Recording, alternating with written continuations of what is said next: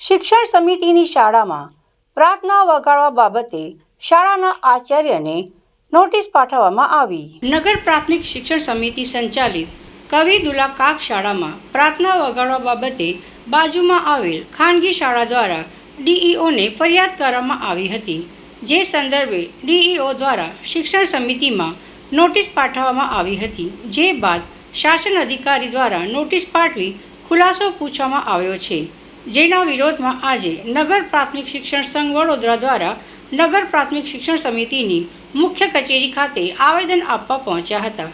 જાતે મને જણાવ્યું હતું કે આ શાળાની કાર્યશૈલીની મુખ્યમંત્રી અને શિક્ષણ મંત્રી દ્વારા પણ પ્રશંસા કરવામાં આવી છે અને અનેક બાબતોમાં શાળા પ્રગતિ કરી રહી છે।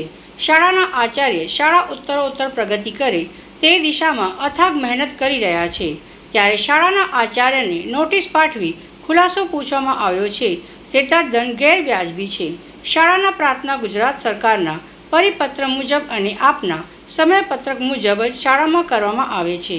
સાથે શિક્ષક સંઘ દ્વારા આ ઘટનાને સખત શબ્દોમાં વખોડી માંગણી કરી હતી કે પ્રાર્થના કેવી રીતે કરવી તે અંગેની ચોક્કસ ગાઈડલાઈન આપવામાં આવે। આપ જાણો છો કે નગર પ્રાથમિક શિક્ષણ સમિતિ સંચાલિત કવિદુલ્લા કાક પ્રાથમિક શાળા એ નગર પ્રાથમિક શિક્ષણ સમિતિનું રોલ મોડેલ છે અને આજે આ શાળાની અંદર ગુજરાત રાજ્યના મુખ્યમંત્રી શ્રી ભૂપેન્દ્રભાઈ પટેલ, રીવાબા જાડેજા, એનસીઆરટીની ટીમ, જીસીઆરટીની ટીમ, કેરાલાની એક હમણાં જ મહિના પહેલાં પણ કેરાલાની એક ટીમે વિઝિટ મારી અવારનવાર આ શાળાની અંદર ઘણા બધા કાર્યક્રમો થતા હોય। તમે જાણો કે હાલમાં હમણાં જ એમનો કાર્યક્રમ જે વાર્ષિક મહોત્સવ જે કર્યો એ પંડિત દીનદયાળ ઉપાધ્યાય હોલમાં કર્યો, એ કદાચ ઇતિહાસમાં પહેલીવાર એવું હશે કે કોઈ સરકારી શાળાએ આવડે મોટો હોલમાં કાર્યક્રમ કર્યો।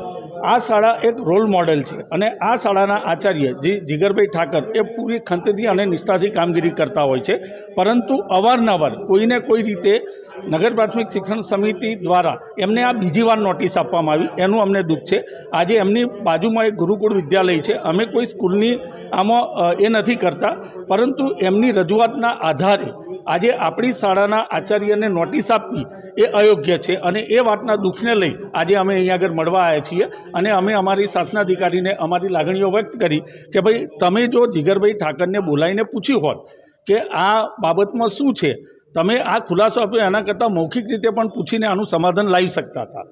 એટલે અને તમે જુઓ કે ગુજરાત સરકારનો પણ પરિપત્ર છે, અમારા માનનીય શાસનાધિકારીએ પણ હમણાં ટાઈમ ટેબલ પાઠવ્યું, એમાં પણ 15 મિનિટ પ્રાર્થના માટે ફાળવેલી છે અને પ્રાર્થના કરાવે એમાં ખોટું શું છે? પ્રાર્થના એ ભારતીય સંસ્કૃતિનો ભાગ છે। સનાતન ધર્મમાં પ્રાર્થનાને ખૂબ મહત્ત્વ આપવામાં આવેલું છે, પ્રાર્થનાથી વાતાવરણ શુદ્ધ થાય છે, તો પ્રાર્થનાનો વિરોધ કરવો એ અમને બહુ અન્યાયભર્યું લાગ્યું। શાસન અધિકારી એવું કહે છે કે આમાં કોઈ ઉલ્લેખ એવો કર્યો નથી કે હિન્દુ ધર્મની જો પ્રાર્થનાની એમની નોટિસમાં એવું છે કે ભાઈ આ શાળાની અંદર લાઉડ સ્પીકર જોરથી વગાડો। લાઉડ સ્પીકરનો ઉપયોગ ક્યારે થાય? માત્ર પ્રાર્થના સમયે, અન્યથા કોઈ જગ્યાએ અમારે એ શાળાની અંદર કે કોઈ પણ શાળાની અંદર લાઉડ સ્પીકરનો ઉપયોગ કોઈ જગ્યાએ થતો જ નથી અને લાઉડ સ્પીકર શબ્દ પણ ખોટો છે।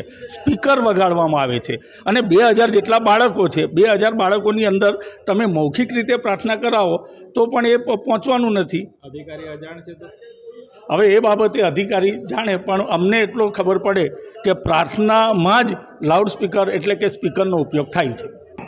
આમ તો દુઃખદ થાય છે કે એકચ્યુઅલી અમે અમારી સંસ્થા માટે નિષ્ઠાપૂર્વક કાર્ય કરતા હોઈએ અને ગવર્મેન્ટની ગાઈડલાઇન અનુસાર જ શાળામાં બાળકોના સંસ્કારનું સિંચન કરવા માટે અને સર્વાંગી વિકાસ માટે જ પ્રાર્થના થતી હોય અને એ અંતર્ગત જો પ્રાઇવેટ સંસ્થા દ્વારા આની રજૂઆત ડીઓ સુધી કરવામાં આવે અને માનનીય શાસનાધિકારી સાહેબશ્રી દ્વારા જો અમોને એક ગવર્મેન્ટ સંસ્થાને આ બાબતની નોટિસ આપવામાં આવે તો ખૂબ જ દુઃખદ ઘટના છે, જેનું દુઃખ કહેવાય ને કે શબ્દોમાં વર્ણવી શકાય પણ નથી। અમારા શિક્ષકોનું મોરલ પણ આના લીધે ડાઉન થયું છે। તમારી સ્કૂલ ફેમસ થઈ ગઈ તો પેલી બાજુવાળી સ્કૂલવાળાને એવું નહીં થતું હોય કે આ અદેખાઈ છે? એ એમનો વિષય છે, પણ હું મારું કાર્ય બીજાની લીટી ટૂંકી કરવા માટે ક્યારેય કરતો નથી। મારી લીટી કઈ રીતે લાંબી થાય એ માટે જ હું કાર્ય કરતો આવ્યો છું। છેલ્લા 5 વર્ષની અંદર અમારી સંસ્થાની અંદર 500 બાળકોથી લઈ અને આજે 1000 બાળકો પહોંચ્યા છે। પીએમસીમાં આ સંસ્થાનો સમાવેશ થયેલો છે। સ્કૂલ ઓફ એક્સલન્સ અંતર્ગત ગવર્મેન્ટ દ્વારા ઘણી બધી સારી સુવિધાઓ આપવામાં આવતી હોય છે, નગર પ્રાથમિક શિક્ષણ સમિતિ દ્વારા પણ સારી એવી સુવિધાઓ આપવામાં આવતી હોય છે। પરિણામે આસપાસના વિસ્તારના જે બાળકો છે અમારી સ્કૂલથી પ્રેરિત થયા છે અને દિવસે દિવસે સંખ્યા વધી રહી છે. એટલે એ બાબતે કેમ આવું થયું છે એ તો આપ એમને પૂછો તો જ ખ્યાલ આવે. અધિકારીને રજૂઆત કરી શું કીધું? સાહેબે કીધું છે કે આ બાબતે યોગ્ય તપાસ કરી જાણી લઈશું સાચું રીઝન શું છે અને અરજદારની શું અરજી છે એ ત્યારબાદ આગળની કાર્યવાહી કરીશું. તો હવે સ્કૂલમાં પ્રાર્થના નહીં થાય? ના, પ્રાર્થના તો એક હિન્દુ સંસ્કૃતિનું પ્રતીક છે. જેમ સવારમાં મંદિરમાં આરતીથી શરૂઆત થતી હોય તો શૈક્ષણિક સંસ્થામાં પ્રાર્થનાથી જ આની શરૂઆત થાય, બરાબર. આના કારણે જે બાળકો સાથે જે કામ કરવાની જે અમારી શૈલી છે એમાં સહેજ પણ ફરક આવવાનો. જે આ કવિ દુલાકાગ પ્રાથમિક શાળા નગર પ્રાથમિક શિક્ષણ સમિતિ હસ્તકની છે, એ શાળા વિરુદ્ધ એની બાજુની જ શાળા કે જે વર્ષોથી સાથે કાર્યરત છે અને એમના તરફથી એક રજૂઆત આવેલી માનનીય જિલ્લા શિક્ષણાધિકારીશ્રીને સંબોધીને, અને એ જે રજૂઆત છે એ પરત્વે અમારી શાળાના આચાર્ય શું કહેવા માંગે છે કે ખરેખર આ વાસ્તવિક ઘટના આખી શું છે એ જાણવા અહીંથી પત્ર વ્યવહાર થયો છે. એટલે આમાં બીજો કોઈ વિષય નથી. સાહેબ, આમાં જે ગાઈડલાઈન છે આપતા દ્વારા, જે ગાઈડલાઈન જે આપવામાં આવી છે એ પ્રમાણિત પ્રાર્થના વગાડવામાં આવે છે એવું એમનું કહેવું છે. તો પ્રાર્થનાને લગતી જે આપ કહો છો આમાં કોઈ વિશેષ અરજીમાં પ્રાર્થનાનો ઉલ્લેખ નથી. ઉલ્લેખ છે લાઉડ સ્પીકર જોરથી વગાડીને એમના શિક્ષણ કાર્યમાં ખલેલનો ઉલ્લેખ છે. એ મહત્ત્વનું છે. અને 2-3 એવી બાબતો છે જેનું સંજ્ઞાન લેવું પડે અને જેમાં અમારી શાળામાં કોઈ પ્રશ્ન ન થાય એના માટે કરી અને અમારા આચાર્ય પાસેથી ઘટના જાણવી જરૂરી છે. લાઉડ સ્પીકરની વાત કરો છો, લાઉડ સ્પીકર આ લોકો ટીચર સિવાય કહે છે કે પ્રાર્થનાના સમયે જ અમે વગાડ્યું. હવે આપ જે મને પૂછો છો એ પ્રશ્ન તમારે જેને અરજી કરી છે એના તરફથી આ બધી માહિતી મળી શકે કે ખરેખર એમને કયા લાઉડ સ્પીકરનો પ્રશ્ન છે. અમે તો ફક્ત એ જ જાણવા માંગીએ છીએ કે આ જે અરજદારે અરજી કરી એમાં આપ શું કહો છો, હકીકત શું છે. એમનું કહેવું છે ખાલી સ્પીકર જ વાગે છે, લાઉડ સ્પીકર નથી. હા, તો એ જ અમે માંગ્યું છે. અગર અમારી સંસ્થા એવું કહે છે સ્પીકર જ છે તો નો પ્રોબ્લેમ, સ્પીકર છે. અમારે તો એ જ માહિતી ખાલી જોઈએ છે કે આ જે અરજી થઈ છે એમાં હકીકત શું છે.